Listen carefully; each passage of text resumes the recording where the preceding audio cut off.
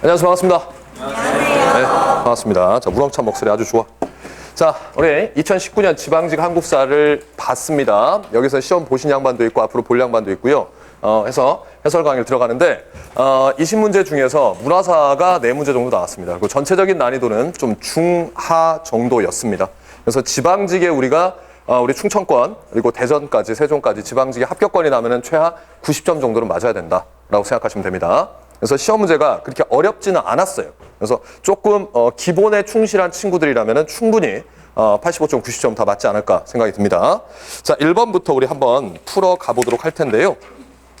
자, 1번 문제가 나왔는데 1번 문제는 뭐가 나왔냐? 선사시대가 안 나왔어요. 구석기, 신석기, 청동기, 철기가 안 나오고 그다음에 고조선도 안 나왔습니다. 바로 철기시대 여러 나라로 나왔습니다. 철기시대 여러 나라. 보니까 가보자. 그 나라의 혼인 풍속에 여자의 나이가 10살이 되면 서로 혼인을 약속하고 신랑 집에서는 여자를 맞이해서 아내로 삼는데요. 자, 10살 정도 됐을 때 신랑이 데려가서 키워. 그럼 이거 뭐야? 가는 뭐냐고? 민며느리제 아닙니까? 민며느리제. 그쵸? 그 민며느리제는요, 어느 나라의 풍속입니까? 1번에 민며느리제. 민며느리제가 어느 나라 거요? 옥저잖아, 옥저. 민며느리제 보고 옥저 딱 찾는 겨에. 자, 두 번째. 나 은역이라는 힌트가 나왔습니다. 은나라 역법을 썼다. 그럼 어느 나라의 은역이야? 나는 뭐? 부여의 은역이잖아. 역법. 그리고 이걸 몰랐다고 칩시다. 그리고 나서 쭉 보니까는 영고라는 제철행사가 있었답니다. 그러니까 영고라는 제철행사는 부여가 아닙니까? 그래서 가는 옥저고 나는 부여다라는 걸 잡아. 그리고 이제 푸는 게요. 무천이라는 제철행사가 있었다. 여러분들아, 무천이라는 제철행사는 어디 있어요? 어느 나라? 동해 아니야, 동해.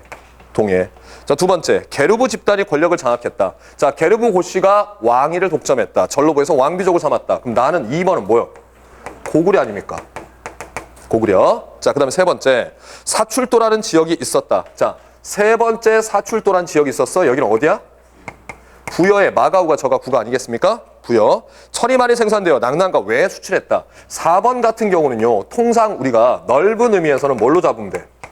사만으로 잡으면 되는데 통상 뭐 보면 된다? 변환이다 라는 겁니다. 변환. 그런데 지금 여기서 옳게 연결해야 되니까 여기가 가라고 돼 있고 가라고 돼 있고 나라고 돼 있고 나라고 돼 있지. 그렇잖아. 그러니까 이 답은 뭐가 되는 겨? 3번이 되는 거다. 이건 기본 문제, 베이스 깔아주는 문제입니다. 이런 문제 틀리면 안 돼요. 자, 두 번째 문제 갑시다. 나시기에 발생한 사건으로 옳은 것은 이라고 했습니다. 자, 2번에서 나시기라 그랬어, 시기. 그러면 이런 문제는요, 고구려 백제 신라 어떤 삼국의 관계를 생각해보면 답이 나오는 건데, 통상 잘 나오는 멘트들의 이게 문제야. 자, 볼게요. 가와 가가 있는데, 백제 왕이 병력 3만을 거느리고 평양성을 공격했답니다. 왕이 출병하여 막다가 날아오는 화살에 맞아 죽어버렸어요. 그러면 백제가 공격했는데 왕이 죽었지. 어느 나라 왕이 죽었을까? 고구려 왕이 죽었다란 말이야. 그러니까 여기서 가 시기는 이게 371년인데 연도를 몰랐다 하더라도 이게 무슨 전투? 평양성 전투. 평양성 전투. 이 평양선 전투에서는요, 371년에 누구랑 싸웠어요? 고구려의 고국 원왕과 백제 근초 고왕. 그래서 이 양반이 이긴 거 아니냐. 그렇죠? 그래서 가는 371년 사실이구나. 연도 몰랐어도 대략 4세기 후반 근초 고왕의 업적, 고국 원왕의 죽음. 이거요. 그 다음에 나를 뛰어넘어서 왕이 보병과 기병 5만 명을 보내서 신라를 구원했답니다. 자, 신라 구원했다. 자, 그 밑에 고구려군이 남거성을 통해 신라성에 이르렀을 때 왜가 가득했는데 관군이 도착하자 왜가 퇴각되었다. 퇴각하였다. 그럼 이거는 여기서 다라고 하는 거는 이건 뭐 영락 10년. 영락 10년이면 몇 년도야? 400년이야. 이건 누구 업적이에요? 그래, 광개토 대왕의 업적 아니겠습니까? 그쵸? 광개토 대왕 업적이야. 그러면 371년하고 400년 사이에 이때 여러분들은 머릿속에 이게 순간 빡 뭐가 떠올라야 되냐면 지금 고구려와 지금 백제와의 관계가 되는구나 라고 생각하고요. 요거 했을 때 고국 원왕이고 그 다음에 소수리망이고 그 다음에 누가 나와야 돼요? 광개토, 장수 이렇게 나와야 되지. 그러니까 이 사이에 있는 거는 얘가 가고 얘가 다니까 소수리망 하나 걸린다. 백제 같은 경우는요. 근초고왕 나오고 그 다음에 여기에 침류왕이 나와주셔야 돼요. 그 다음에 이제 엮이는 게 뭐야? 진사 아신왕이 엮여야 돼요. 아신왕 때 광개토 대왕이니까. 그럼 여기서는 침류왕, 답될 건 2개밖에 없어요. 소수리망이 업적 아니면 침류왕이 업적이야. 만약에 이 사이에 들어간다면 얘가 뭐야? 동진에서 불교 수용했다. 말 안 한다. 그게 들어와야 되고요. 아니면 소수량이 어쩌면 내 몸을 불태워. 이게 나와야 된다고. 불교 수용, 태학 설립, 율령 반포. 맞는가? 그런 거 찾는 거야. 그런 거 찾는 거. 그러니까 이런 거 한 문제 잡아 먹으려고 우리가 뭐 하는 거야? 고구려 백제 신라 왕들 계보 알고 역학 서로 간의 연관관계 알고 그거 하는 거야. 알았는가? 요것도 솔직히 말해서 학급의 문제입니다. 쉬운 문제란 얘기야. 자, 그러면 여기서 태학을 설립하고 율령을 반포했다. 맞지? 답이지. 소수량이 업적이지. 그래서 1번이 답이 되는 거다. 라는 거고, 평양으로 도읍을 옮기고 한성을 함락하였다. 평양으로 도읍을 옮긴 사람은 누구야? 장수왕. 427년에 장수왕이 옮기고 한성 함락은 475년. 이렇게 되는 거다. 지금 2번은 장수왕이 업적이고, 관구검이 이끄는 위나라 군대가 침략을 받았다. 그러니까 위나라 장수 관구검. 이거 들어오면은요, 고구려 고구원왕 전에 누구야? 여기 동천왕이 되는 거야. 동천왕. 동천왕. 알겠습니까? 서한평 공격하다가 털린 양반. 그 다음에 왕이 직접 말갈병사를 거느리고 요서 지방을 선제 공격했다. 말갈병 1만을 거느리고 요서를 선제 공격했다. 저 뒤에 가면 여기 누가 나와야 되는 겁니까? 영양왕이 나와야 되는 거죠. 알겠습니까? 수나라와의 1차 전투 얘기하는 겁니다. 598년에 수나라의 1차 전투 얘기하는 거예요. 그래서 고구려 왕 앞에, 뒤에 2명이 되는겨. 그래서 답이 아니고 소수명이 업적 물어보는구나. 그럼 여기서 전반적인 주인공은 누구냐? 고구려 역사를 물어보는데 백제랑 연결될 수도 있으니까 가다시기의 나는 얘가 답이다. 이런 것이요. 오케이, 좋습니다. 자, 2번 문제 같습니다. 자, 3번 문제. 우리 3번 문제는 통일신라 경제 상황. 이게 경제사 문제가 하나가 출제가 됐네요. 3번에 통일신라의 경제사다. 한번 보자고. 왕경에서 서시전과 남시전이 설치되었다. 지금 통일신라는요, 여러분들아, 통일신라는 중대하고 하대하고 모두가 통일신라지. 그러면 1번에 서시 남시를 설치하고 서시전 남시전은 어느 왕? 효소왕. 1번은 효소왕이다. 효소왕은 중대왕이다 보시면 되겠죠. 누구 다음에? 무열, 문무, 신문, 효소, 성덕, 경덕, 해공할 때 그 효소왕. 효소왕 우리가 공부할 때 어떻게 했습니까? 최초의 시장 개설은요. 소세지왕, 소지왕. 지증왕 때는요. 동시전. 그 다음에 통일신라 때는 효소왕은 서시남시, 서시전, 남시전, 그리고 발해 대조영에게 오간 등의 아찬을 대하찬을 수여했다. 그거 할 때 나왔다고. 자, 2번째, 통일신라 맞고요. 어하주, 조하주 등 고급 비단을 생산해 당에 보냈다. 이 경제사 파트에서 어하주, 조하주라고 하는 거를 잘 몰라도 상관없어요. 비단 명칭이거든. 배울 학생도 있을 거고 지금 이제 앞으로 배울 학생도 있을 거고요. 됐고요. 그 다음에 촌락의 토지 결수, 인구, 소말. 이거는 이 당과의 무역이고요. 당과의 무역이고 3번은 경제사 파트에서 고대 경제사 절대 무조건 나오는 거. 무슨 문서? 민정문서에 대한 이야기입니다. 민정문서. 이거 뭐 잘 내요 이거. 여기서 한 줄로 나왔지만 민정문서는요. 신라 중대 추정컨대 경덕왕 시기로 추정을 합니다. 아니? 사해점촌, 살하지촌 등을 비롯한 4개의 촌락을 촌주가 3년마다 조사해서 정부에 보고했다. 국가의 재정 확충 기초 자료로 사용하기 위해서 만든 게 민정문서. 1933년 일본 동대사에서 발견됐습니다. 아시죠? 통일신라의 경제 상황을 알 수 있는 매우 중요한 자료다라는 게 민정문서예요. 자, 됐네요. 12법과 이항법의 발달로 농민층의 광작이 유행되었다. 자, 4번이 정답이 되는데 이 12법이라고 하는 것은요. 처음 등장한 게 고려 후기입니다. 고려 후기에 처음 등장한다. 자, 그리고 또 뭐 있어요? 이항법.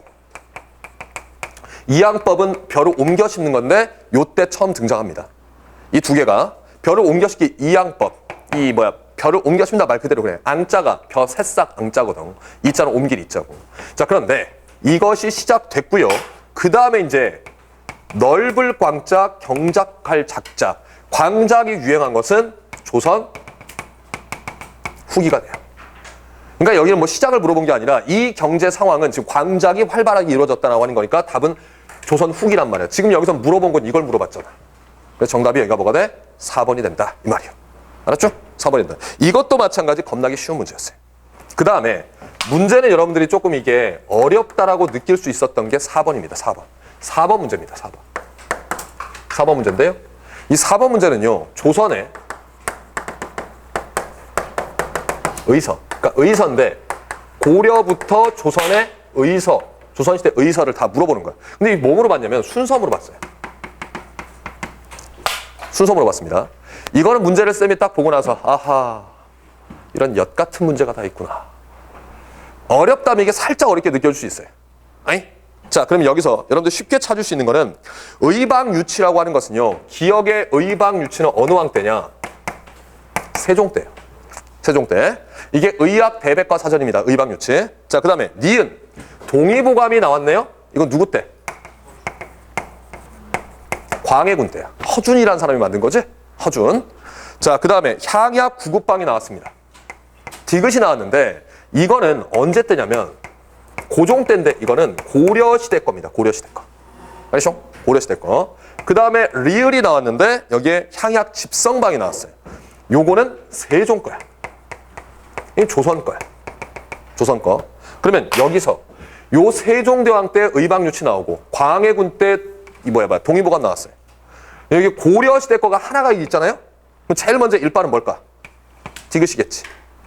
그리고 조선시대 태정태세 문단세는 기본 베이스에 그걸 모르면 이걸 못 풀어. 왕의 순서도 모르는데 어떻게 풀어? 당연히 문제풀이반 이상 학생들 당연히 알겠지. 그러면 여기서 광해군 때니까 니은이야. 문제는 뭐냐? 이 친구야. 이 친구야. 그럼 여기 세종대왕 때 의방유치라는 것도 세종이고 여기에 세종 때 향약 집성화도 세종이야. 그러니까 요거를 갖다가 시험 문제 뭘로 내놨냐? 디귿, 기억, 어디 갔어? 디귿, 기억, 리을인지 디귿, 리을, 기억인지 요거만 왔다 갔다 하는 거야. 이거는 그냥 나도 이거 수업 시간에 안 해. 미쳤다고 이걸 다 외우고 있어. 안 해. 근데 이거는 유추해서 풀어야 되는데 어떻게 풀어야 되냐면 안타깝게도 어떻게 풀어야 되냐면 생각을 해봐라. 의방유치는요. 백과사전이야. 백과사전. 향약 집성방 이거는 우리나라 기후 풍토, 우리나라에서 생산되는 약재를 갖다가 이 한마디로 이제 약을 만든 거야. 약재를 갖다가 어떻게 유추했어야 되냐면 백과사전이 먼저일까, 개별적인 의서가 먼저일까? 뭘 것 같아? 야, 모아서 백과사전 마지막에 만들지 않을까? 그렇게 유추해야 돼. 그렇게 유추해야 돼. 그러니까 뭐가 먼저요? 리을이 먼저고 그 다음에 기억이 다음이고 이렇게 풀어야 돼. 근데 이거 하나 정도는 틀려도 된다 싶어요. 괜찮아요. 95점 맞은 친구가 있었는데 그 친구가 이걸 바꿔치기 했어. 그래서 너는 어떻게 생각했어? 반대로 생각한 거야. 괜찮아, 그거 틀려도 돼. 나머지는 그래도 이거 하나 맞았으면 더 좋았을 것을. 괜찮아, 잘했어. 하나 더 안 틀린 게 어디요? 라고 얘기해 준 적이 있었습니다. 그래서 그렇게 푸는 겁니다. 쌤이 여러분들 이제 해설서에는 다 연도까지 넣어놨는데 연도 외우려고 쓰지 마세요. 세종대왕 아저씨는요, 이거 말고도 칠정산에 대한 또 종합 편성 편이 또 따로 있고요. 그러니까 뭘 만들고 그 다음에 만들고 종합 그 멘트만 기억하세요. 네. 그래서 디귿, 리을, 기억, 니은이다라는 거가 답이다. 자, 5번 문제. 삼국시대 문화에 대한 설명으로 옳지 않은 것은 이라고 했습니다. 자, 고대 문화사가 나왔는데 문화사가 4문제가 출제됐다고 말씀드렸어요. 선덕여왕 때 첨성대가 만들어졌다. 맞아, 틀려요? 기본이지. 이게 단수가 27단이야. 선덕여왕이 27번째 왕이거든. 27대 왕이거든. 백제 출신 아비지가 와서 이거 만드는 데 참여했고요. 여기에 이 첨성대라고 하는 것은 시대를 막론하고 다 있는 겁니다. 선덕여왕 때만 고유명사의 첨성대가 아니야. 이 위로 올라가서 천문 관측하는 장소, 건축물을 첨성대라고 부를 뿐이야. 첨성대가 이런 식으로 돼 있지. 이렇게 돼 있죠. 근데 중간에 뭐가 있냐면요. 이렇게 문이 하나 있어요. 여기 홈이 파 있는데 여기다가 사다리를 이렇게 걸을 수 있는 홈이 파 있습니다. 이 사다리는 그때 갖다가 걸고 빼고 하면 되니까. 이렇게 돼 있고 여기까지가 뭐가 채워져 있냐면 이게 3분의 2 정도 되는데 여기까지 흙이 채워져 있어요. 몇 년 전에 경주에서 지진 났었지. 첨성대도 움직였겠지. 이게 뭐야? 지진 완화 장치를 만들어 놨대. 경주는 지진 많이 나요. 옛날도 많이 났어요. 기록에 의하면. 근데 이게 잘 안 무너져요. 그래서 이제 지진을 이렇게 충격을 완화하는 이런 시스템을 갖춰놨다. 신비로운 건축물 이렇게도 얘기합니다. 안에 들어가면요, 여기까지 또 흙이 채워져 있고요. 여기 들어가면 이렇게 사다리가 또 있어요. 이거 타고 올라가서 여기 서 있는 거예요. 그럼 여기서 하늘 보는 거예요. 같은 장소에서 계속 보잖아? 그럼 규칙적으로 별들이 어떻게 운행되는지 보는 거예요. 이런데 첨성대인데 이게 선덕여왕 때 만들어진다. 여기 이제 벽돌로 따따따따따따따 이제 벽돌이 아니지. 돌을 벽돌만을 깎아 따따따따 올리는데 이게 27단이 있다. 이 돌의 개수는 360개다. 1년을 얘기한다. 그렇게 얘기를 하더라고요. 자, 맞고요. 목탑 양식에 미륵사지 석탑이 건립됐다. 맞습니다. 목탑 양식에서 석탑으로 넘어가는 최초, 그러니까 가장 오래된 탑이야. 농담으로 말씀드립니다. 농담으로. 야, 이번에 미륵사리 석탑 2019년에 미륵사리 석탑 이거 오픈식 한다. 그러니까 미륵사리 석탑 나올 거다. 이렇게 찍 하고 한 줄로 나왔어요. 뭐 제가 명중했죠, 적중했죠, 개뿔 그런 소리 필요 없고 그냥 그랬다고. 미륵사리 석탑. 이 미륵사리 석탑은 여러분들아 어느 왕 때 만든 것일까? 어느 왕이 업적으로 봐야 될까? 무왕. 익산에다 만든 거거든. 익산 미륵사지. 익산 천도 추진했으니까 무왕이잖아요. 자, 그 다음에 세 번째. 가야 출신의 우르크. 기억나요? 우르크이 가야금을 전해줬죠. 그럼 우르크는 어디 출신이야? 금관가야? 대가야? 대가야입니다. 만약에 여기서 삐꾸 나갖고 대가야 출신의 우르크 이렇게 해야 되는데 금관가야 출신의 우르크 하면 또 틀리는 거야. 금관가야는 김구해. 금관가야 10대왕 김구해 이꼴 구형왕에서 왕족들이 신라로 넘어가요. 그리고 또 금관가야의 어떤 토기 문화가 쓰레기톡에 영향 끼쳐요. 대가야가 영향 끼치는 것은 우르크 음악이고요. 그 다음에 그 누구야? 강수 외교문서 그 아저씨 2명이라고. 우리가 가야사 공부할 때 그렇게 했다고요. 가야가 끼친 영향이라고 했을 때. 자, 됐고. 사신도가 그려진 강서대면은 돌무지 무덤으로 축조되었다. 이게 문화사 파트에서 무덤 양식이 매우 중요한데 돌무지 무덤이라고 하는 것은 여러분들아 고구려 초기의 장군총하고 그 다음에 백제 초기 한성백제 시기의 석촌동 돌무지 무덤. 이건 우리는 정치사에서는 어디서 배우냐? 백제가 고구려의 후손인 증거. 이걸로 배우고 문화사에서는 고구려 백제 신라의 무덤 양식에서 배워요. 그래서 여기는 강서대묘라고 하는 것은 고구려 후기의 굴식 돌방 무덤이에요. 여기에 사신도가 있거든. 돌무지 무덤에는 사신도 그런 벽화 없어. 이것은 고구려 후기라고 봐야 됩니다. 그리고 돌무지 무덤이 아니라 굴식 돌방 무덤입니다. 이것도 사실 쉬운 문제입니다. 어떤 학생이 야, 나 문제 빨리 풀어야 되니까 저거만 사진 좀 찍어 보내라. 그래서 사진을 찍어서 보냈어요. 그 친구가 이걸 맞았어요. 4번을 맞췄어. 근데 미친놈아라고 했어요. 맞추긴 맞췄는데 그렇게 맞추면 되냐? 뭐라고 적어놨냐면 그 친구는 자기가 문제 풀다가 지시험지를 찍어 보내줬으니까 사신도가 그려진 강소되면은 돌무지 덧널 무덤이다. 그래서 잘못된 거다. 그렇게 해놨더라고. 뭐야 이거? 이 바보야? 그랬더니 맞추기만 하면 되는 거 아닙니까? 그런 적이 있었습니다. 네, 그 친구는 이미 국가직에 합격을 했는데 지방직을 지가 좀 취미 삼아 본다고. 그래서 다 맞았더라고 또. 잘했어 한국사를. 문제 풀이반 학생이었는데. 자, 4번은 굴식 돌방무덤이다. 그래서 4번이 잘못됐고요. 자, 5번 문제, 6번 문제 가겠습니다. 다음과 같은 글을 남긴 국왕업적입니다. 라고 했어요. 보자. 우리 동방은 옛날부터 중국의 풍속을 흠모하여 문물과 예약이 모두 그 제도를 따랐으나 지역이 다르고 인성도 각기 다르므로 꼭 같이 할 필요는 없다. 자, 그 다음부터 줄 쳐봐. 거란과 같은 나라로 풍속이 같지 않고 말도 다르니 의관 제도를 삼가 본받지 말라. 속된 말로 뭐라 그래? 거란 쌩까라 이 말이야. 거란 쌩까. 거란족과 우리 민족과 엮인 나라는 어느 나라일까? 일단 고구려 백제 신라 통일신라 발해 고려 조선 중에 거란과 엮인 나라는 어느 나라야? 고려야 고려. 알겠습니까? 고려시대 거란 배척했던 모습들은 뭐부터 나타나요? 태조 왕건의 그 만북의 사건 거기서 나타나지. 이거 후뇨 10조의 4번째 조항입니다. 거란 배척하라고. 알겠습니까? 그러면 이게 후뇨 10조의 4번째 유언인데 그러면 태조 왕건이 될 거야.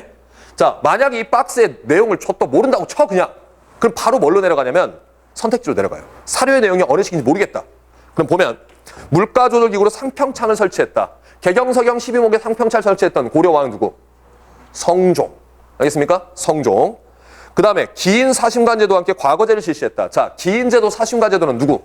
태조 왕건. 과거제 시행은 광종. 알겠습니까? 그러니까 이 문장 자체가 잘못된 거지. 왕의 업적을 2개를 넣어버린 거지. 그러니까 2번은 제끼는 거야. 그 다음에 3번째. 혼인정책과 사성정책 독의 호족포섭. 이건 태조 왕건이지. 그렇잖아? 태조 왕건. 광군 30만을 조직하고 거란의 침략에 대비했다. 이거는 광군, 광군사, 광학보 할 때 그 정종. 알겠습니까? 그럼 여기에서 봤을 때 이게 고려사라는 책에 나왔어요. 본받지 말라라고 명령을 내렸습니다. 그럼 뭔가를 누가 유언을 남긴 거라는 걸 유추해야 됩니다. 그래서 정답이 3번 태조 왕건의 정책이 된다라는 겁니다. 알았죠? 이것도 이렇게 어렵지 않은 문제였고요. 자, 7번 문제를 가면 7번 문제. 이게 고려 문화사의 승려들을 얘기하는 것인데 승려. 조선사를 보면은 유학자들이 이렇게 시험제 되고요. 고대사를 봤어도 그 삼국시대 봤어도 승려들 그리고 통일신라 때 원효하고 의상을 이렇게 인물사로 비교가 됩니다. 자, 첫 번째 보면은요. 7번에 고려 승려야. 기억을 보니까 이 양반이 남긴 책이 있는데 원종물류, 서관사림, 대각국사 문집 교장, 신편제종 교장 총록, 이거 누굴까? 의천이야, 의천. 여기서는 신편제종 교장 총록이라는 게 나왔습니다. 의천의 저서입니다. 이거를 바탕으로 교장이라는 걸 만들어요. 그 다음에 니은이라는 사람은 누구냐? 원의 불교인 임재종을 들여와서 전파하였다. 임재종을 들여왔다. 이건 고려 후기에 보우라는 사람이 충무왕 시기에 들여온 것이다. 알겠죠? 보우라는 승려다. 자, 그 다음에 디귿. 강진의 백년결사, 법화신앙, 묘종초, 원묘국사. 자, 디귿은 누구냐면 요새야, 요새. 요새. 그 다음에 제일 밑에 거가 솔직히 수업 시간에 잘 한 멘트는 아니에요. 모구자 수심결 지어 마음을 닫고자 했다라고 했습니다. 이게 불교를 공부하는 사람들이 초급 뭐랄까 서적이라고 해야 될까? 초급 입문서거든요. 뭐 억지로 읽을 필요 없어요. 일단 리을 몰랐다고 쳐. 그럼 3명만 가봐. 의천 보우 요새. 의천 보우 요새. 제대로 돼 있는 사람 뭐 있어? 3번밖에 없지. 리을은 누구냐? 리을은 얘가 뭐예요? 진울이요. 진울. 이렇게 인물을 물어봐 뭐 한다? 그러면은 이게 의천 보우 요새가 3번 돼 있고 4번도 의천 요새 보우 요새 3, 4번이 같이 나왔다 치더라도 중요한 사람, 자주 나오는 사람이 누구냐 하면 유추해서 풀 수 있어요. 참고로 거기 수기라는 사람 있죠. 수기. 밑에 쓰세요. 수기는 뭐냐? 팔만대장경. 여러분들 제조대장경 있죠? 팔만대장경 총괄승려라고만 써놓으세요. 팔만대장경을 총괄한 때 수기 대사가 총괄했습니다. 최후 시기에. 그런 양반이에요. 수기는. 답이 될 확률은 별로 없어요. 그래서 7번의 정답이 몇 번? 3번이다 라는 겁니다. 자, 그 다음 8번 문제. 다음 정책을 추진한 국왕대에 있었던 사실로 옳은 것은요. 옛적에 관가의 노비는 아이를 낳은 지 7일 후에 입적하였는데 아이를 두고 입역하면 입역한다는 것은 같이 역을 부담한다. 관청의 노비를 얘기하는 거야. 어린아이에게 해로울 것이니 걱정이었다. 100일간의 출산 휴가를 주었다. 거기까지만 읽어도 됩니다. 이 조선 왕 중에 그리고 역대 왕 중에 노비에게 출산 휴가를 줬던 사람은 세종밖에 없어요. 그러니까 여기는 이 양반은 8번 문제는 정답이 누구냐? 세종을 찾아야 돼요. 세종. 이 세종이 여성의 인권을 보장하는 정책을 좀 피거든? 여성 인권 보장? 그럼 여성의 인권을 보장한다라고 했을 때 대표적인 게 뭐가 있냐면요. 이 명이란 나라에 공여 제공하는 거. 그거 폐지한 거. 명나라의 조공품으로 금, 은, 공여 제도를 폐지한다. 이게 공여, 여자 함부로 보내지 말자 이거지. 명예 공여 보내는 거 폐지한 게 이 양반이고 이 양반이 의서를 또 하나 만들어요. 여성이 아이를 갖고 아이를 임신하고 아이를 낳은 후에 그 다음에 이제 어떻게 해야 되냐. 요즘 말로 하면 산부인과 의서거든. 이 산부인과 의서가 태, 산, 요록이라는 걸 만들어요. 이게 산부인과 의서예요. 여성이 이제 튼튼하고 건강해야 아이도 많이 나올 수 있다. 그런 책이라고 보시면 돼요. 의서. 이것도 있다. 그 다음에 관노비. 지금 여기 나와 있는 거. 출산 휴가. 관노비 출산 휴가. 여기 계신 분들은 대부분 다 이제 지금 있는 양반들은 시험이 끝난 양반들은 거의 없어. 앞으로 이제 우리가 할 양반들이고. 쌤이 요거를 엄청나게 강조하거든. 시험에 더럽게 안 나온다고. 엄청나게 이거 야 제발 이것 좀 나왔으면 좋겠는데 이것 좀 나왔으면 좋겠는데 산부인과에서 나왔으면 좋겠는데 한 번도 나온 적 없어요. 앞으로도 안 나올 겁니다. 근데 아하 세종대왕은 여성의 인권을 이렇게 보장했구나 건강도 보장했구나 라고 좀 생각하셨으면 좋겠습니다. 자 그러면 세종이 없죠. 자 사형수에 대한 삼심제 이건 징글징글해요. 고려 문종, 조선 세종, 조선 영조 조선 세종 때는 사형수 삼심제가 금부삼복법이라고 부릅니다. 예. 1번이 답이고요. 주자소 설치해서 계미자 만들었다. 누구실까? 태종 이방원이지. 자, 그 다음에 국방력 강화 진관체제. 배운 지 얼마 안 됐네? 진관체제 누구야? 세조 되겠습니다. 세조. 도평의사사를 개편해 의정부를 설치했다. 의정부 설치는 1400년에 정종 때입니다. 태정태세 문단살 때 정종 때. 근데 이거를 주도한 사람은 이방원인데 그때 당시 왕은 정종이었어요. 그래서 정종이 업적이야 그냥. 아시죠? 우리가 공부했을 때 정종의 업적은 2개밖에 없어요. 의정부 설치하고 그 다음에 개경환도. 알겠습니까? 의정부 설치하고 개경환도. 그러니까 여기서 세종의 업적이다. 정답 2번 되겠다. 1번 되겠다. 9번 문제 밑줄 친 그에 대한 설명으로 옳은 것은요. 그는 중국 유학을 마치고 귀국한 다음 국왕에게 황룡사 구충탑을 세울 것을 건의했다. 누구세요? 자장이잖아. 자장. 이것도 문화사 문제나 또는 정치사 문제라고 얘기할 수 있습니다. 자장. 자장은 어느 왕한테 건의했어요? 황룡사 구충목탑 만든 사람이 누구요? 황룡사 만든 사람은 진흥왕이고 구충탑 만든 사람 누구냐고. 선덕여왕. 아까 첨성대도 선덕여왕, 이 양반 이것도 선덕여왕. 백제 출신 아버지 파도 아니고 피더가 왔다 그랬잖아요. 아비지가 왔다고, 아비지. 그럼 이것도 뭐야? 선덕여왕이 되겠네. 자, 화랑이 지켜야 될 세소고개를 지은 사람은 진평왕 때 승려 누구? 원광. 진평왕 때 원광. 그 다음에 대국통으로 있으면서 계율을 지키는 일에 힘을 보탰다. 대국통. 이 양반을 대국통이라고 불렀는데 우리가 국통하는 사람은 진흥왕 때 해량이라는 고구려 승려가 있습니다. 이 양반도 대국통이라고 불렸고 이 양반이 열었던 5교 중에 종파 중에 하나가 계율종을 열어요. 계율종. 계율종 창시. 자장. 2번이 답이고요. 통일 이후에 사회 갈등을 통합하면서 화엄사상을 강조했다. 의상.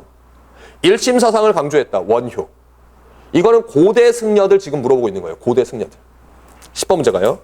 다음 자료에 나타난 사안과 관련 있는 사건은요? 라고 했습니다. 자, 여기에서 10번 문제에서 성혼이 나왔습니다. 성혼. 우계 성혼이 나왔는데 이 성혼이란 사람 요 양반은 이게 문제가 나오면 떡새에 누가 나왔냐 그것도 50%의 힌트거든요. 이건 100% 그냥 뭐냐 조선이야. 그리고 선조 때. 이게 이제 붕당사에서 서인에 들어가는 레벨이 이쪽이란 말이야. 사실 붕당의 성격이 이 양반은 중립적인 성격이었는데 율곡 이이와 그 다음에 우계 성혼. 성혼의 제자들이 소론이 되고 이이의 제자들이 노론이 된다. 이렇게 나오거든요. 그래서 여기에서 성혼이면 일단 조선시대다라고 하는데 이 선조라는 거 잡은 건 뭐냐면 사료를 보니까 경성에는 종묘 사직 궁궐과 나머지 여기서 경성은 수도 서울을 얘기한다. 한양. 경성은 한양이다. 관청들이 또한 하나도 남은 것이 없으며 사대부 집과 민가들도 종로 이북은 모두 불타버렸답니다. 라고 했어요. 백골이 수복했습니다. 왜 그랬을까요? 왜 그랬을까? 뭔 전쟁 났겠지. 우리나라에서 전쟁 나서 서울이 털린 거는요. 임진왜란. 알겠습니까? 임진왜란. 그리고 수도 서울이 함락된 거는 2번 있는데 임진왜란 때 한번 함락이 되고요. 두 번째는요. 이괄해난 때 한번 함락이 됩니다. 그건 그 일시적으로 잠깐 반란이라서 함락된 거고 여기서 답은 바로 그래서 임진왜란이라고 때려야 되는 거예요. 때려야 되는 거예요. 궁궐이 불타버렸다며. 어렵지 않은 거예요. 자, 그 다음에 요거는 뭐 또 이괄해난이라고 또 착각하게끔 만들려고 낸 것 같은데 이것도 겁나게 쉬운 문제입니다. 11번. 밑줄 친 그에 대한 설명으로 옳지 않은 것은 그가 남은이라는 건 사람 이름이야. 뭔가 남았다 이런 게 아니야. 임금을 뵙고 요동을 공격하기를 요청하고 그리하여 급하게 자 줄치기 뭐 진도를 익히게 하였다라는 것이죠. 진도. 자, 진도, 진법서 만들었던 인물사에서 시험 문제 나올 사람 조선시대 2명. 정도전 아니면 조광조. 알겠습니까? 인물사의 업적으로 정도전 아니면 조광조. 진법서, 진도 이거 만든 사람 누구야? 정도전이야. 정도전. 그래서 정도전. 자, 그러면 밑줄 친 이런 것도 마찬가지로 내용을 몰랐다면 선택지로 바로 넘어가면 볼 수 있다고요. 자, 만권당에서 원의 학자들과 교류했다. 어느 왕일까? 만권당에서 원의 학자와 교류했다. 조맹부, 이재현. 이재현이지. 그러면 이건 어느 왕 때야?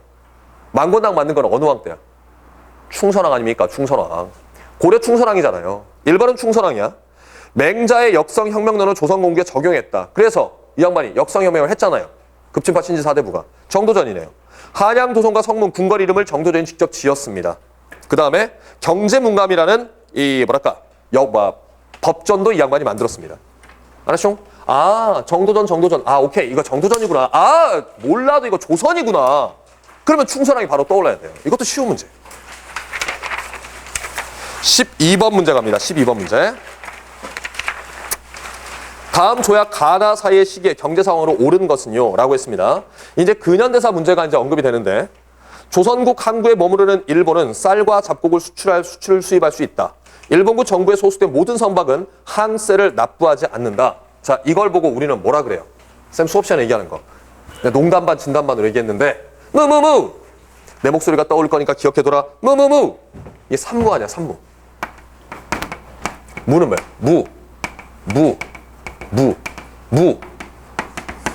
관세, 항세. 지금 여기서 관세라는 힌트는 주지 않았어요. 근데 항세를 내지 않는다는 힌트 줬습니다. 그리고 무, 제한, 곡물 유출. 무제한 곡물 유출. 이걸 보고 이제 우리가 맺은 조약, 강화도 조약의 부속 조약으로 맺은 거. 조일, 통상, 장정. 조일 무역 규칙, 조일 통상 장정. 이게 지금 가야. 가가 지금 이거야. 그 다음에 나와보자. 입항하거나 출항하는 각 화물이 세관을 통과할 때에는 반드시 세칙에 따라 관세를 납부한다. 어마야, 관세 납부 안 된다. 조선 정부가 쌀 수출을 금지하고자 할 때에는 반드시 먼저 한 달 전에 지방관이 일본 영사관에 통고해야 한다라고 했습니다. 자, 그러면요. 무관세에서 이제 뭐가 나왔어요? 관세 규정이 신설됐고요. 그 다음에 항세 규정도 신설됐고요. 그 다음에 여러분들아, 무제한 곡물 유출 방지. 무슨 령? 방공령. 그러면 이게 통상장정의 여기는 뭐야? 수정안이란 말이야. 이 수정안이 이제 언제 만들어졌냐? 그걸 찾으면 되는데 1883년도란 말이죠. 그럼 여기서 이제 요 수정안이 이게 나가 되니까 요 연도와 요 연도 사이에 뭐 했냐? 이거 물어보는 거야. 그러니까 근현대사는요. 연도 외우지 말고 이해하세요. 개뿔 지랄하지 말고 그냥 연도 외우세요. 알았죠? 혹여라도 그런 말 들으면 절대 믿지 말고 나 믿어 그냥. 이거를 알아야 풀지. 그 사이에 뭐 있었는지. 메가타 재정고문이 화폐정리 사업을 했다. 화폐정리 사업은 1905년 7월부터예요. 아니? 백동화를 갑을 삥으로 나누는데 삥은 안 바꿔줬다 이거 있잖아. 1905년이란 말이야. 메가타. 1904년 8월 달에 재정고문으로 왔던 메가타가 실시하는 거야. 1905년이야. 안 들어가. 해상공국 폐지 등을 주장한 정변이 일어났다. 해상공국을 혁파하라. 청에 끌려간 고종을 다시 컴백시켜라. 이거 있지? 이건 갑신정변이에요. 갑신정변의 몇 년도? 1884년도야. 그럼 여기는 1884년도니까 뒤쪽에 가는 거지. 안 들어가지. 양화진에서 청상인 상점을 허용한 조약이 체결됐다. 조청상민 수류무역장정. 82년 8월이죠. 그러니까 82년 8월이니까 이 사이에 들어가지. 답이 3번. 함경도 반공령 사건. 자, 여러분들 우리 같이 공부할 때 반공령 사건 하면은요. 개뿔 별것도 아닌 건데 연도가 중요하다고 했어요. 1889, 1890. 알겠습니까? 조선에서는 관찰사 이런 사람들 탄핵시켜버리고 배상금 지불하고. 1889년도란 말이야, 반공령은. 그러니까 안 들어가잖아. 이것도 쉬운 문제예요. 13번. 대한제국 시기에 추진된 정책으로 옳지 않은 것은? 보세요. 대한제국이다. 13번에 대한제국은요. 이 양반이 아관 파천하고 돌아왔을 때가 1897년이란 말입니다. 96년 2월부터 97년 2월 달에 갔다 왔다가 97년 이 양반이 10월 달에 이제 대한제국을 공식적으로 9월, 10월에 만든다. 그리고 나서 대한제국은 1910년 8월이다라고 보시면 됩니다. 알았죠? 8월이다. 황제 즉위식 원구단에서 한단 말이죠. 전궁을 경궁으로 삼고. 그래서 여기서 여기까지가 대한제국이야. 그럼 대한제국 시기를 물어봤으니까 요거에서 요거 사이를 가는 거야. 그럼 여기는요. 전반적으로다가 뭐 물어보는 게요? 광무경 물어보는 게요. 알았는가? 시위대와 진위대를 증강하였다. 자, 시위대, 진위대 이러한 중앙 군대를 처음 만들기 시작한 건 을미개혁대입니다. 알았죠? 근데 이걸 증강했으니까 군사력을 강화시킨다. 자, 됐고요. 독립신문은 창간을 지원했다. 여러분들아, 독립신문이라고 하는 것은 창간된 게 독립협회 전이야 후야? 전. 1896년 7월에 독립협회가 만들어지는데 1896년 4월 7일 이때 창간돼요. 이때 창간돼 독립신문이. 96년 4월 7일 날. 왜 이 4월 7일이 그렇게 중요하진 않지만 기억해야 되냐면 요 4월 7일이 지금의 신문의 날이에요. 신문의 날. 최초의 민간신문 만든 날. 그래서 요게 이제 폐간이 된 게 독립협회가 없어진 다음에 1898년 12월에 독립협회가 없어져요. 그리고 이 양반은 폐간된 거는 99년에 폐간이 됩니다. 폐간이 된다고. 이런 것들 왜 또 써드리냐. 자, 신문이 발행됐던 시기에 볼 수 있는 사회모습을 옳지 않은 것은 또 그렇게 낼 수 있단 말이야. 그러니까 근사는 머릿속으로 항상 그냥 때려 죽여도 중요한 거 있으면 연도는 그냥 꼭 알아둬야 돼. 연도를 알아둬야 돼. 그러니까 지금 이 독립신문은 대한제국이 만들어지기 전이야 후야? 전이잖아. 그러니까 얘가 대한제국 시기의 활동이 아닌 거야. 알았죠? 대한제국 시기의 활동이 아닌 거라고. 그 전에 창간됐다고요. 알았죠? 그렇게 푸는 겁니다. 이건 대한제국 전에 조선 왕조 시대에 만든 거라고 보시면 돼요. 고종이 아관파찰 하면서도 후원하고 지원하고 했어요. 만들어라. 국제사회에 우리의 이 아픔을 호소해라. 이렇게 하면서. 화폐제도의 개혁과 중앙은행 창립을 추진하였다. 추진했습니다. 자, 대한제국 시기에 금본위 화폐제도, 은본위 화폐제도. 금이야, 은이야? 대한제국, 야, 은본위를 시도하거나 금본위를 시도한 게 있는데, 금본위를 시도한 거는요, 광무개혁의 빛날 광자를 생각하라고 그랬잖아. 실제 광무개혁 광자가 빛나는 건 아니지만, 은보다 금이 빛난다고. 금본위 제도를 시행하려고 했는데 실패했잖아요. 그러니까 시도했다. 맞잖아. 그 다음에 황실 재정을 담당하는 내장원이 확대되었다. 맞습니다. 내장원. 왕실. 이게 뭐랑 조금 비슷한 거냐면 내수사랑 좀 비슷한 거야. 세조 때 내수사. 알겠는가? 나라 재정일 왕실 재산을 관리하는 내장원이 만들어졌다. 좋아요. 자, 14번. 조선후기 서학과 관련된 설명으로 옳지 않은 것은 이라고 했는데요. 여러분들 봐봐. 이 서학이라고 하는 것은 뭘 얘기하는 거냐면 천주교를 얘기하는 겁니다. 천주교. 이 천주교가 17세기 해서 18세기 이렇게 되는데 17세기에 어느 나라에서 청에서 조선으로 들어와요. 그리고 18세기 와서 종교로 발전해요. 서학이. 그래서 이제 여기서 들어갈 때는 서쪽의 학문이다. 그래서 서학이라고 이야기를 합니다. 서쪽의 학문. 여기에 대비돼서 야 우리 거 있거든 인빙? 그게 동학이야. 서쪽 거는 천주교고 동학은 우리 저기 뭐냐 그 전봉준 동학농민 같은 그 동학. 최저가 만든 거.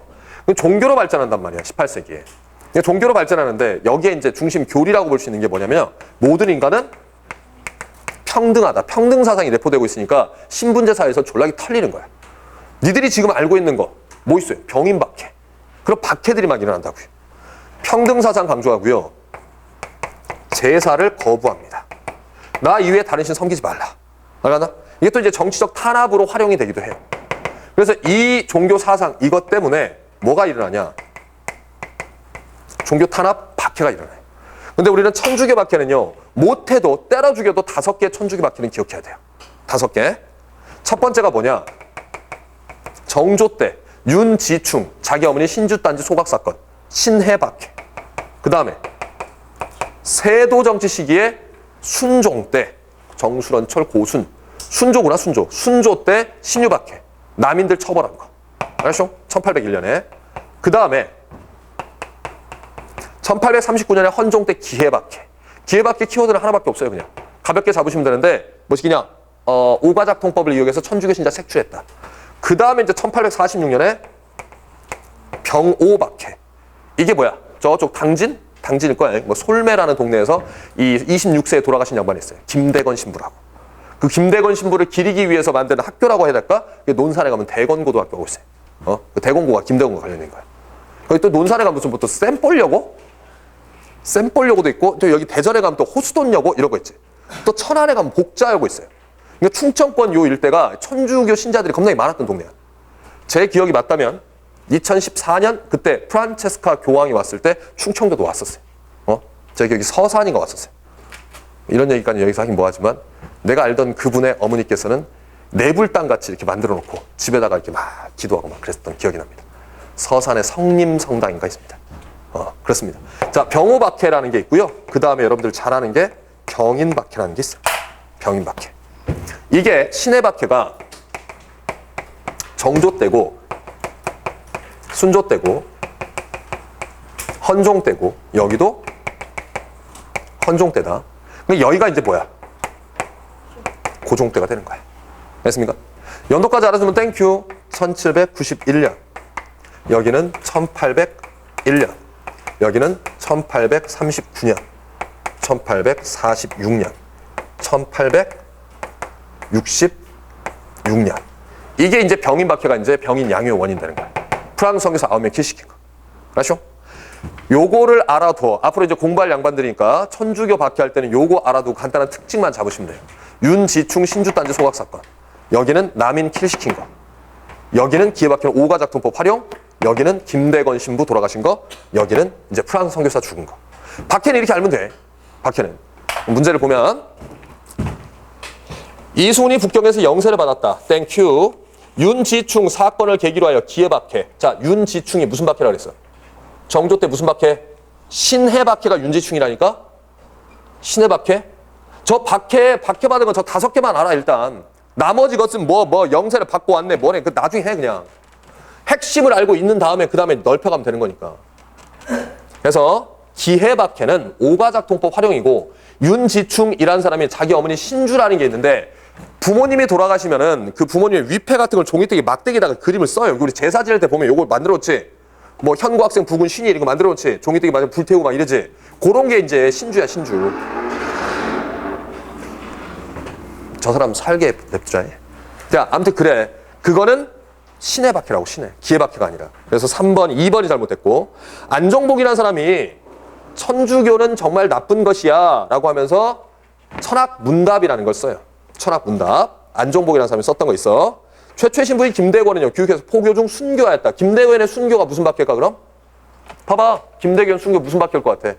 병오박해라니까? 병오박해. 써요, 그냥 병오박해. 자, 좋습니다. 14번. 이게 공부하면 저거 알면은 간단한 건데 모르면은 그냥 한도 끝도 없이 짜증나는 게 저 문제예요. 근데 이제 여러분들하고 지금 여기서 이제 보이는 여러분들하고는 크게 상관없는데 다행히 문제풀이반 수업을 할 때 이 박해 문제를 예를 들어 20회 중에 내가 5번을 냈어요. 그래서 문제풀이 학생들은 아우 잘 맞췄겠다, 다행이다 라는 생각이 듭니다. 요 정도만 알아도 충분히 맞출 수 있는 문제였거든. 15번. 다음과 같은 강령을 발표한 조직입니다. 잘 봐라. 이것도 은근히 좀 틀렸대. 건국시기의 헌법상 경제체제는 모든 각계 균등생활. 자, 키워드는 뭐냐면 균등생활이에요. 균등생활. 이게 대한민국 임시정부 건국 강령이거든. 대한민국 임정 건국 강령. 그러니까 1941년에 조소왕의 삼균주의가 반영된 건국 강령이야. 그리고 나서 쭈쭈쭈쭈쭈쭈 간다. 이승만을 대통령, 이시영을 부통령한 건 1948년 대한민국 정식 정부 때예요. 됐습니까? 아니고요. 자유시 참변 이거 임정하고는 관련 없습니다. 만주 일대에서 청산리 대첩 이후에 킬된 게 자유시 참변이야. 21년. 좌우합작위원회 좌우합작 7원칙도 이게 정부 수립 이후야. 이건 지금 임시정부의 특징을 물어보는 거야. 활동을. 그러니까 41년도니까 이건 45년도 미국 전략정보국 또는 미국 전략정보처 OSS와 연합해서 독수리 작전을 펼쳤다. 이게 국내 진입 작전을 펼쳤는데 실패했다. 좌절됐어요. 일본의 항복으로. 그래서 정답은 4번이 되는 겁니다. 임정활동에서 뒷부분에 한국광복군의 활동 또는 임정 후반부의 활동으로 이게 나온 거야. 자, 16번. 선언문 나왔습니다. 선언문. 민중의 혁명의 대본영이다. 폭력, 혁명, 무기, 암살, 파괴, 폭동 막 이런 거 나오지. 이건 100% 이거는 레전드 사료. 조선혁명 선언이야. 의열단과 관련 있는 거예요. 1923년에 신채호가 썼던 조선혁명 선언입니다. 임시정부 활동에 활기를 불어넣고자 결성하였다. 의열단을 결성한 거는 임정하고 관련 없어요. 임정이랑 나중에 요인들이랑 서로 이제 교류하는 것 뿐이지. 이건 한인 애국단을 얘기하는 겁니다. 임정 활동의 기폭제. 1931년에. 청산리 지역에서 일본과 접전을 벌여 대선을 거둔 것은 북로 군정서군이고요. 북로 군정서군. 한국독립당, 조선혁명당과 함께 민족혁명당을 창당하는데 김원봉의 의열단이 여기에 참여하게 되는 거야. 정답 3번이고. 원산에서 일본인이 구타, 이거는 원산 노동자 총파업인데 1929년 1월에 있었던 신간에서 진상조사단 파견한 거고요. 신간의 활동이고요. 그래서 정답 3번이고. 17번 문제 갑니다. 17번 문제. 신고산이 우르르르르르 신고산 탄영. 이게 1940년대를 배경으로 만든 노래라고 보시면 되는데 지원병이라고 있어요. 지원병. 여러분들아, 지원병은요. 1943년에 학도 지원병제가 있고요. 지원을 안 할 거 아니야, 애들이. 학도라는 건 학생들을 지원하는 거거든. 전쟁 동원하려고. 학생들이 지원을 안 해. 그러니까 어때? 쉽새끼 안 와? 징병을 해야 되지. 그럼 지원병제가 먼저일까? 징병제가 먼저일까? 지원병이 먼저란 말이야. 근데 안 하니까 징집을 하는 거야. 지원병은 43년이고 징병제는 44년이거든. 자, 그 다음에요. 정신대. 그러니까 여성 군대 그 위안부 있잖아. 요 정신대 얘기하는 거야. 자, 그러면 옳은 것은 학생들도 모집 대상이었다. 지원병, 학도 지원병 모집 대상 맞지? 1번이 정답이 되겠습니다. 자, 그 다음에요. 처음에는 징병제에 따라 동원되기 시작했다. 처음에 징병제야, 지원병제야? 지원병제. 그 다음에 징병제. 그러니까 2번 아웃. 국민징용령에 근거하여 조직되었다. 자, 정신대가 조직되었다. 국민징용령은 39년이고요. 정신대는 30년대 초부터 해요. 근데 이제 대폭하는 게 이제 38년 요때가 되는 거야. 정신대는. 알겠나? 그럼 국민징용령은 39년부터고요. 요게 40년대 일제강점기 때 민족 말살통치, 병참 기주화 정책할 때 조금 얘가 좀 빡센 데긴 해. 근데 답이 너무 깔끔하게도 앞에서 나와 주셨어. 그 다음에 물자 공출 장려를 목적으로 결성하였다. 공출제도가 시작된 거는 40년부터야. 이건 정신대는 38년, 더 빨리 가면 31년 이렇게 되는 거고. 됐습니까? 그러니까 시기가 안 맞아. 18번째 문제 갈게요. 18번째. 밑줄친 이때 제유한 국왕대에 있었던 사실로 옳은 것은, 자, 매천야록이라고 나옵니다. 매천야록. 이 황현의 매천야록이라고 하는 것은 내용이 대부분 우리가 시험 나오면 뭘 담고 있냐? 고종을 담고 있어요. 고종. 흥선대원군 고종. 그거 담고 있어요. 그리고 이 양반이 1910년 나라가 뺏기고 나서 절명시를 짓고 돌아가신 양반이에요. 그러니까 1910년 이후 내용은 없는 거야. 알겠습니까? 흥선대원군 고종, 그 시기를 잡으시면 돼요. 이때 걷어들인 돈을 스스로 내는 돈, 원납전. 끝났죠? 원납전 하면은 뭐 만들려고 원납전 징수했냐? 원납전 징수한 게 뭐야? 양반에게 원납전 징수한 거. 경복궁 중건하려고. 이때는 누구야? 고종 시기 흥선대원군의 섭정기 아니겠습니까? 세한도가 제작되었다. 이 세한도는 조선 후기에 헌종 때 제주도로 유배갔던 김정희라는 사람이 자기 제자 이상적이라는 애한테, 애는 아니지, 제자한테, 중인 출신 제자가 있는데 자기의 쓸쓸한 마음을 그림으로 그려놓은 게 세한도예요. 헌종 때입니다. 헌종 때. 삼정 이정청이 설치가 된 거는 흥선대원군 집권하기 1년 전 1862년 철종 때입니다. 지금 이거는 고종 때 시기를 찾으면 되거든. 삼군구가 부활되고 삼수병이 강화됐다. 자, 비변사가 폐지가 되고 행정과 정치는 의정부로, 그 다음에 군사는 삼군부로. 그러니까 이게 흥선대원군 때 아니야. 비변사 당상들이 중요한 권력을 장악했다. 자, 흥선대원군 집권 시기, 왕은 고종인데 흥선대원군이 집권한 게 63부터 73, 10년이 있었다고. 고종시기라고 해도 되고 흥선시기라고 해도 되고 상관없어요. 근데요, 비변사는 흥선대원군 때 있어 없어? 없잖아. 이건 세도정치, 그러니까 흥선대원군 이전을 봐야지. 19번. 다음 법령과 관련된 설명으로 옳은 것은요. 농지개혁법이야. 딱 봐도 그냥 농지개혁법이야. 우리나라 농지개혁법은 1949년 6월에 처음 제정됐다가 50년 3월에 개정해서 실행이 됩니다. 우리나라 농지개혁법은 3정보만 얻을 수 있어요. 아무리 내가 가질 수 있는 거는 가져도 3정보예요. 임야는 포함하지 않아요. 유상매수, 유상분배 원칙. 대한민국 정부 농림부에서 주도해서 합니다. 그리고 갚는 사람도 5년 할부로 갚아요. 5년 할부로. 소장농이 땅을 받았어. 돈을 못 갚을 거 아니야. 이게 분할 상환을 한다는 얘기거든. 그게 농담으로 할부라고 얘기하는데 매년 30%씩 30, 30에서 150%. 내가 1억짜리 땅을 샀다. 결과적으로 갚는 건 1억 5천에 갚는 거야. 근데 그걸 분할 상환을 해준다고. 알았죠? 그러면 농지 이외에 임야는 포함 안 돼. 이건 북한의 농지개혁법이야. 그 다음에요. 신한공사가 보유하고 있는 토지를 분배했다. 신한공사는요, 언제적인데요? 신한공사는 정부 수립 전에 없어져 버려. 응? 없어져 버려. 관련 없고요. 중앙토지행정처가 분배 업무를 주무했다. 이거 아니라니까? 이거는 정부 수립 이후에 그냥 농림부로 흡수돼요. 몰라도 돼. 분배받은 농민은 평년 생산량의 30%를 5년 상환했다. 이게 답이야. 알겠는가? 여러분들이 문제 풀다가 모르겠다. 뭐 중앙토지행정처 선생님이 어떻게, 당황하지 마. 그게 답 아니니까. 마지막 문제요. 60년대 어느 일간지랍니다. 파병에 대한 설명을 옳은 것은요. 이 파병은 베트남 파병을 얘기하는 거예요. 베트남 파병. 1964년부터 비전투병, 뭐 비둘기 부대, 뭐 이런 거 있어요. 뭐 평화부대 이런 거. 65년부터 육군 최초의 창설부대, 최초의 기교화부대, 최초의 월남 파병부대, 최초의 뭐 이런 농담하는 거 있다. 쌤이 나온 맹호부대. 맨날 그런 거 시켜. 근데 최초의 창설부대도 아닌 것 같은데. 응? 맹호부대, 청룡부대 이런 전투병이 파견된 게 65년이야. 몇 년까지? 73년까지. 1965년부터 73년까지 8년 동안 파병이 됩니다. 그러면 이 베트남 파병에 우리가 파병하는데 우리가 얻은 건 뭐냐? 브라운 각서라는 걸 얻어요.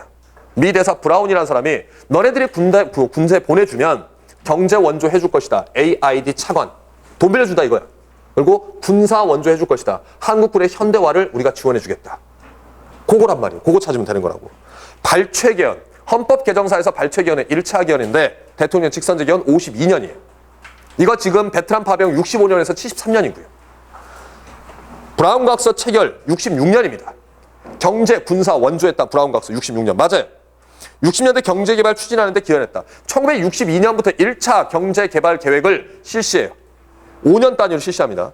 62년. 근데 62년 1차 하고 있어요. 2, 3, 4, 5, 6. 이때 65년부터 파병하지. 그럼 7, 8, 9, 10, 11. 이때 쭉 이어가겠지. 1차, 2차, 3차, 4차 경제개발 계획. 그때 이 벌어들여온 돈, 용병으로 갖다 벌어온 돈. 이것이 경제발전 자금으로 쓰이고 미국의 원조, 경제차관. 이것도 경제발전 자금으로 쓰인다고. 맞단 얘기야. 한미상호 방위 원조협정. 이거를 학생들이 한미상호 군사협정으로 많이 착각하는데 한미상호 방위조약이라는 건 53년 10월에 체결된 거고 이거는 50년 6.25전쟁 바로 직전 50년 1월 말에 체결된 거야. 이거 뭐냐면 49년도 이게 우리가 48년에 정부가 수립되고요. 49년도에 이제 주한미군이 나갑니다. 49년 6월에. 그럼 우리는 군인이 없지. 그럼 우리나라 이승만 정부로 뭐라 그럴 거예요? 어떻게 북한 쳐들어오면 어떻게? 걱정 마. 우리가 군사적으로 지원해 줄 테니까 걱정 마. 놀래지 마. 승만아 놀래지 마. 그게 50년 1월 말에 했던 거예요. 50년 1월. 6.25 전쟁 전이야 이거. 근데 솔직히 이거는 몰라도 상관은 없어요. 65년부터 73년까지 미국의 요청을 받아들여 월남 파병하고 그거와 관련된 것만 고르면 되는 거야. 알았죠? 그래서 정답이 3번이 되는 겁니다.